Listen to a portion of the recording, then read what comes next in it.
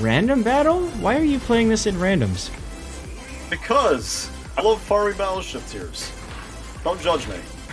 Alright. Fubuki is like a tier 6 Shima with less torps. Yeah. I got the Fubuki out of the event that gave you the ships for the... What was this? The tier 6 ships. You got the Repulse as well. So I got it out of that. And I was like, you know what? I didn't think I was actually going to play the Fubuki, but I decided to take it out for one game and see, is it really as good as people say? I was pleasantly surprised, to say the least.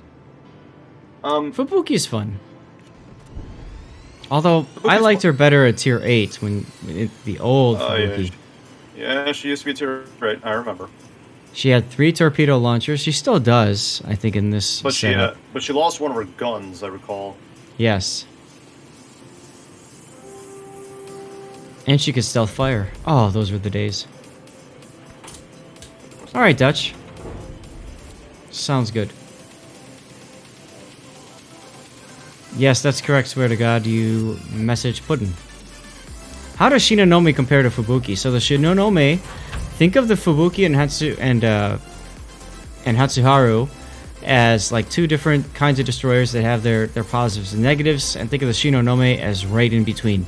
The Shinonome has 3 turrets, so 6 guns, and it's got 2 in the rear. So it's really good at kiting away. The torpedoes, though, only reach 8 kilometers as opposed to the Fubuki's 10.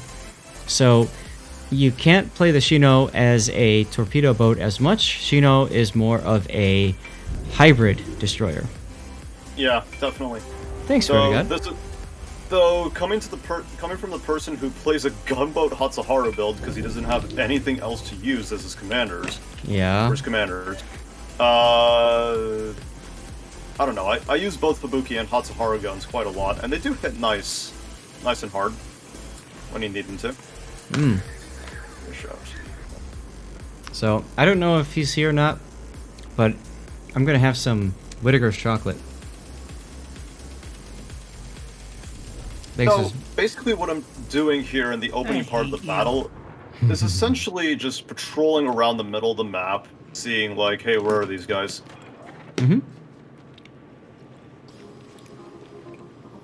And I'm basically like, God, I can't concentrate because I'm playing a battle. Island Cat, thank you. Well, you best get out of that battle, son. I'm sorry. And you're right, Coughlin. Focus on your game, and then when you're done, come back to us. It's all good. I mean, I'm almost done anyways.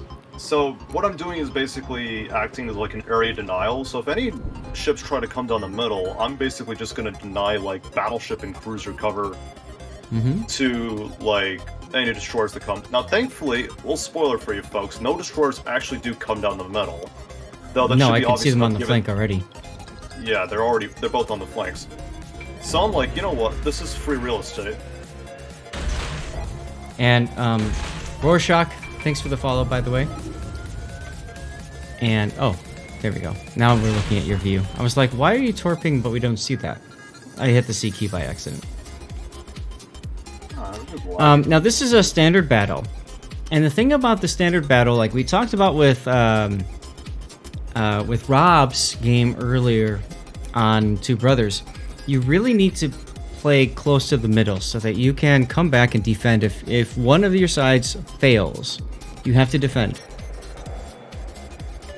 Now, I think the other thing that's important for me to stress is that because it's a standard battle, like, considering that we've already spotted both DDs on the flanks, normally if there was a third DD in play, well, there is, but Farragut I outspot by like 600 meters, so if I see him coming, I can just pop my smoke and bail.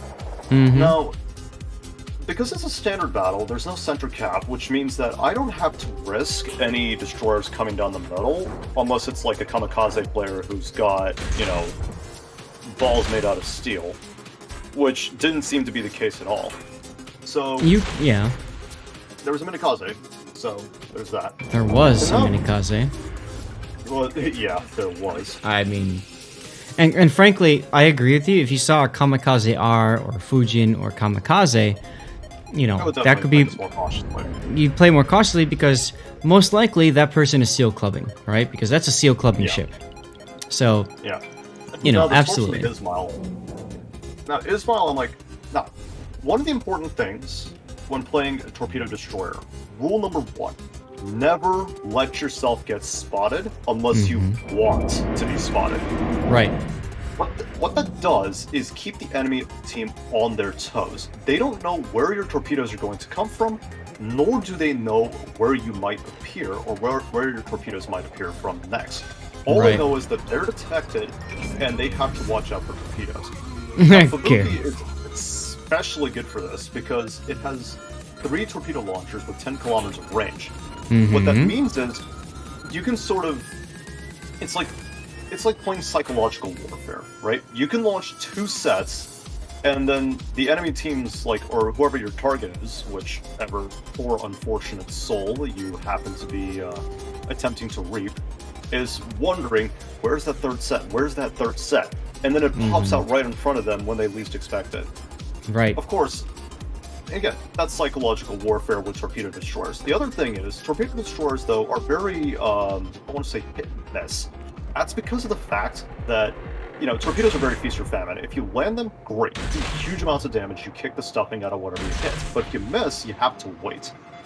Yep. Now, I'm going to stop for a second. I want to point out, you're going to see it in a sec, you had guns targeted on the Fuso, you changed the torpedoes, and you changed back to guns again. This is a very bad habit to have, because if that Fuso is using priority target, he's seen himself go from 1 to 0 to 1, or 2 to 1 to 2, whatever the case may be.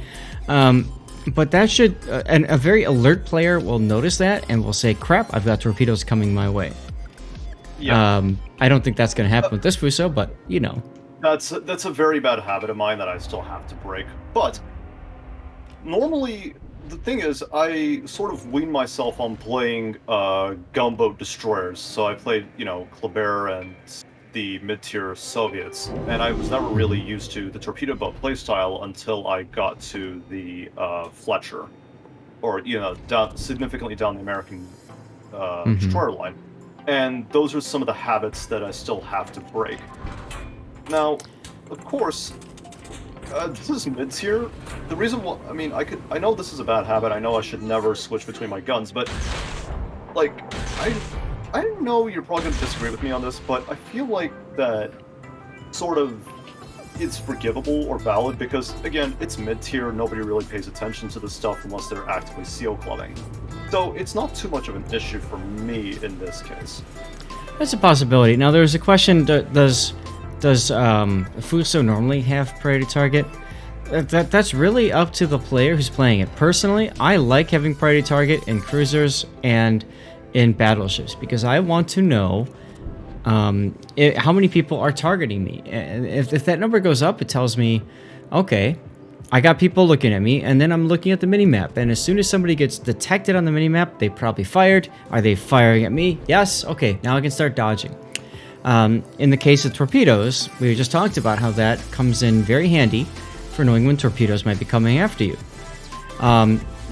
So I like using priority target, and then when I play as a gunboat destroyer, I like having priority target as well, if there's room in the build, because that tells me essentially how effective I am at being a gunboat destroyer. If I see 5, 6, 7, or 8 ships targeting me, I've got the big troll face grin, are you mad, bro? Grin, because and what I'm doing is I'm distracting them from shooting the rest of my team, which is the whole point. And then, okay, so I torqued the Fuso, I death struck the Piotr Veliki, now this Ismail. He eats, what, 2 fish? And now he has a relative idea of where I am, but I still haven't been spotted. We're almost 10 minutes into this game, and I still haven't been spotted. Yep, well, you popped your engine boost so that you can stay out of detection range. That was very smart earlier, too. Exactly. Because keeping yourself undetected in a torpedo boat is priority number 1. If you get spotted, the enemy team... Well, they're not going to know precisely where you are if you get undetected, but they have a general idea of the fact that, hey, there's a torpedo destroyer in this relative area, we should be watching out for torps. Now, the torpedoes I lined up on the Fuzo and the Ismail, these are really dual-purpose torps. This is intending that I'm hoping that the Ismail slows down here to turn in, because I had a relative idea that slow down and turn out, because I'm hoping that he knows that that I'm here, and he sort of slows down into my torps. But I'm also hoping that if my torps bypass the Ismail, I'm going to hit the Fuzo in the background. That's sort of what I'm going for here. Now, as far as I recall, I think all 3 sets ended up missing. Correct. So, I think the mistake that I made here with this was the fact that I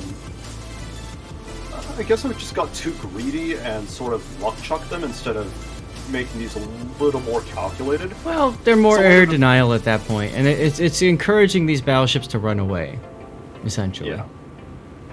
I paused the mini. Go ahead. So, the other thing is, when it comes to battleship play, of course, like, playing against battleships, it's really, again, it comes down to psychological warfare.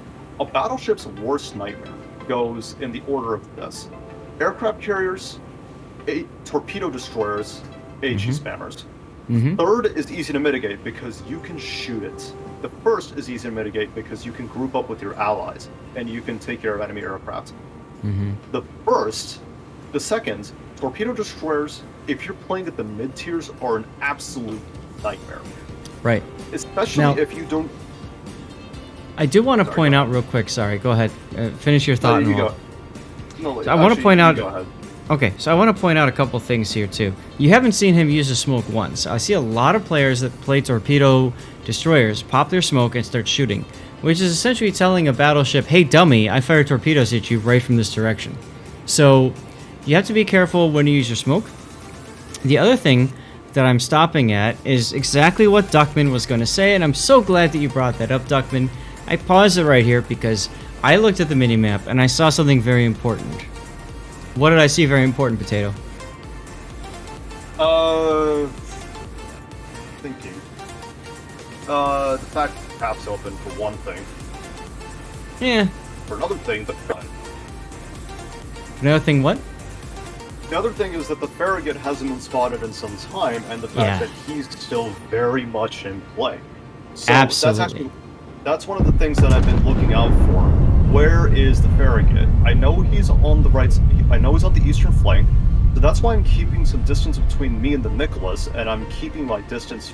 Island Cat 9807 are gifted a tier 1 sub to Michael Hall 15. If the Nicholas spots the Farragut, I can smoke up and keep myself unspotted versus him, so that Farragut knows I'm there, but he doesn't exactly know that I'm there. And I don't get engaged. Island Cat 9807 are gifted a tier 1 sub to do _ not kill _ me. The issue, though, is the Nicholas is so low health. I think this is your opportunity to turn away from farming the battleships and go find the Farragut. In my opinion, I think that's what you should be doing here. Yeah, of course. But Island Cat 9807 are gifted a tier 1 sub to wife aggro _ That's why I was very content with making that play. So, because I want to draw your attention, and Island Cat, hey, thank you for the gifted subs, dude. Seriously, like, I don't want to ignore you. I'm just trying to get a thought out here, right? Epic Redeemer. Look at, you've got a Congo, a Numex, and a Bayern, but they're all hesitant to push because of what you said earlier about taking torpedoes from a destroyer. So, even if the Farragut isn't there, getting in front of them Cat 9807 are gifted a tier 1 sub to Diggerless. Makes these battleships feel more comfortable pushing, and I think you really need that right now, because otherwise they're just going to sit back and kind of run. Yeah, of course. I mean, that was something I really didn't observe. I was more concerned about exactly where the Farragut was, rather than, thinking that, the Farragut might actually come back towards my battleships. But the other thing I was thinking there is that the Farragut has to get within its own detection range in order to be able to actually torpedo those battleships. Yeah. So if the battleships spot him, he's still outside of his torpedo range. If he tries to torpedo, he's going to get, 2 holes punched straight down his face. There is one instance when that's not the case, and that's if the battleships are pushing directly at the Farragut, and the Farragut's turning away and running. He can probably torpedo and extend that range of his torpedoes as a result. Range extension torps. I do that all the time on my in my destroyers, especially playing Flipper or kiting those Right. gunboat destroyers. Which is Farragut very much. which goes back to my initial statement about, you know, at least getting in front of the battleship so they feel comfortable pushing in. Works. So Yeah, Farragut smokes right there. But there was another thing. This was a bit of a. This is what I call a little bit of 4D chess or 5D chess. Farragut panics, thinking that, oh, hang on a minute, our cap is open. He comes back, so I go to counter the Farragut, who's going to spot our Nicholas, and I just, you know, smoke up, and I'm just going to gun this guy. Now, So, what I would do here, though, is I would actually flip my guns to the right, I'd cut to the left, and I'd have engine boost going to close in with him so that you can just completely assassinate this guy. The way that you're sailing right now is in towards the Nicholas's smoke, which could attract torpedoes. definitely. But But, of course, the Farragut's, I think Nicholas actually is open, is he open watering, or did he smoke? Nope, he's in smoke. He's in smoke. He's in smoke. But at this point, now that the Farragut's forced to smoke, I'm predicting that the Farragut's already torpedoed my smoke, having seen that I did lay down a smoke screen. So I start moving forward at this point to avoid eating those torpedoes straight to the face. True, but in the direction you're headed, you're also crossing your the Farragut's, or sorry, the Nicholas's smoke, right? So that's what I mean about, like, if you turn the opposite direction, you're gonna, if he torps your smoke, you're head on to them, so you'll only take one most likely at the most. Whereas if you kept on going the way you ended up going, had he fired torpedoes, there's always a chance you'll take two. Yeah, definitely. That's again another bad habit I do have to break. It's about, you know, positioning myself. Of course, I got greedy for a few gunshots on the Farragut, and people, when you're playing Japanese destroyers and you know you can use your guns without risk of retaliation, Use them. use them. You have 2,100 HE alpha to use. You have, yes, your reload's long, but you have decent accuracy, and more importantly, the HE alpha slaps.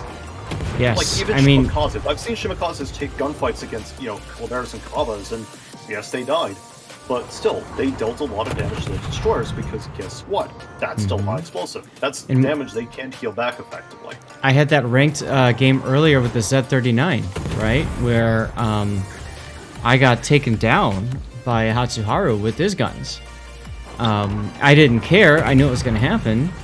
But my goal was then to cause enough, you know, problems to where it didn't matter that I died, which worked out in that instance. So you're absolutely right. Don't be afraid to use your guns. Sure. Yep. Now, at this point, I see that, hang on, both carriers are exposed. There's nobody to guard them, because the Farragut got torpedoed by the Ryujo out of smoke. The Fuzo's busy engaging, you know, the Ismail, whatever's down to the west. Yep. So now the drool is flowing. Now I'm slaughtering. And that's at this correct. point- Sorry, go ahead. And now at this point, I'm like, you know, screw it, let's just go open water combo 2 carriers, because why the heck not? I can do it. So, yeah. Odyssey, good memory. Yes, that was the Akatsuki that took me out. Last chance to enter, says Seth Kitten. Why didn't the American destroyers shoot at the Fubuki from the smoke with guns? Because they didn't. Oh, look at you trying to be fancy with AP now. Yeah, I'm using the AP because I'm like thinking I can pull. Now I know I can't citadel this guy, but I'm just trying for it. Actually, I think you could citadel him. Ranger's got a low enough It has no armor protection. Yeah.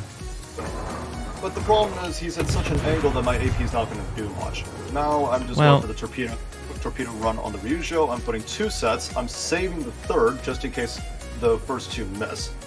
You want to aim for underneath the smokestacks on the Ranger. That's where the citadel is easiest.